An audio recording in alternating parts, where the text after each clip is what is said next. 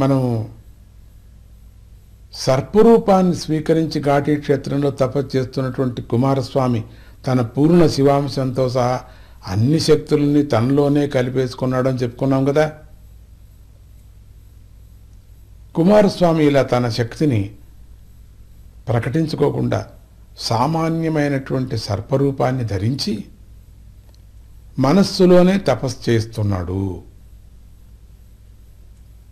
ఒకసారి గరుత్మంతుడు ఆహారం కోసం వెతుకుతూ ఘాటీ క్షేత్రానికి వచ్చి స్వామిని చూశాడు.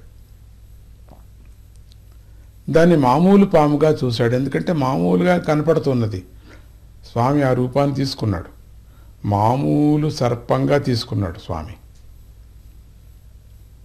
ఒక పెద్ద ఘట సర్పంగా అద్భుతంగా ఆకారాలతో తీసుకుంటే ఎవరు ముట్టేవాళ్ళు కాదు, దగ్గర వచ్చేవాళ్ళు కాదేమో. ఒక మామూలు బుస్స అనే ఒక సర్పంలాగా ఉన్నాడు. దాన్ని మామూలు పాముగా చూశాడు. కానీ అది షణ్ముఖుడు అని గుర్తించలేకపోయాడు గరుత్మంతుడు. బాగా ఆకలిగా ఉండటం వల్ల వేగంగా తన కాళ్లతో చుట్టలు చుట్టుకొని పడుకున్నటువంటి పాముని తన ముక్కుతో పొడవటం ప్రారంభించాడు. చుట్టలు చుట్టుకొని పోయినటువంటి పాము ఒక చోటు ఉరికి అట్లా పడుకుంది. పాపం ఒక పురుగులాగా ఎవరిని ఏమీ చేయకోకుండా అది ఒక చోట పడుకుంది పాము. పాము ఎప్పుడు అంతేనే, మనమేమన్నా చేస్తేనే బయటకు వచ్చేది అది.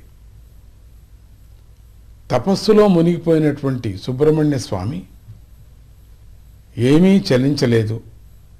పైగా మనస్సులో జపాన్ని ఇంకా పెంచాడు.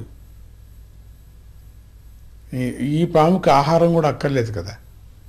ఈ పాము గాలే ఆహారం, మామూలు పాములు కాదు. అందుకని ఈ పాము కేవలం మన్ను, కేవలం ఒక గడ్డి తింటూ, ముఖ్యంగా గడ్డి మీద పడినటువంటి నీళ్లను పొద్దున పూట మంచుతో ఆవరించినటువంటి నీళ్ల చుక్క ఉంటుంది కదా, ఆ చుక్కలే తాగుతూ ఉండేవాడు. తపస్సు, శరీరం రక్షించుకోవాలి కదా. జపాదులు చేసేటప్పుడు కూడా ఉపవాసాలు ఉండకూడదు. ఏమీ తినకోకుండా దేహాన్ని ఆ విధంగా దండిస్తే దేహం ఇంకా ఉలబణమైపోయి 10 మందికి ఇబ్బంది కలిగేటువంటి పరిస్థితి వస్తుంది. అందుకని శరీరం రక్షించుకునేంత మాత్రమే ఆహారం. పెద్ద పెద్ద యోగులు కూడా భుజిస్తారు.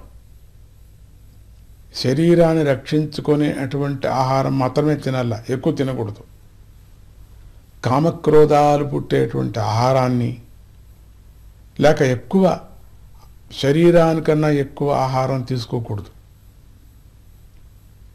ఎంత కావాలనో అంత. ప్రాణరక్షణకు మన ప్రాణాన్ని రక్షించినటువంటి ఇంద్రియాలు ఇవన్నీ కూడా, లేకపోతే కీళ్ల నొప్పులు, చర్మరోగము, కంటికి కనపడకపోవటం, వినపడకపోవటం, ఇవన్నీ కలుగుతాయి. అది కాకుండా శరీరాన్ని రక్షించుకునే విధానమే తపస్సు. అదే ఇక్కడ స్వామి సర్పరూపంగా చూపించాడు. తన నియమాలంతా చూపించాడు. స్వామి సర్పరూపంగా తపస్సు చేయాలన్నా పామరులకి, మనబోటి వాళ్లకు అది నేర్పటానికోసం తన యొక్క అవతారాన్నే మార్చుకొని స్వామి ఎన్ని తిప్పలబడ్డాడు చూడండి. అన్నీ నేర్పించాడు మనకు. ఈ ప్రతి ఒక్కటి అవతారాల్లో శివుడు కానీ, విష్ణు కానీ, మనం ఇప్పుడు చెప్పుకునేటువంటి కథానాయకుడైన సుబ్రహ్మణ్య స్వామి కానీ, వీళ్ళందరూ కూడా పామరులకు నేర్పించారు వాళ్ళ యొక్క అవతారాల్లో. జై గురుదత్త.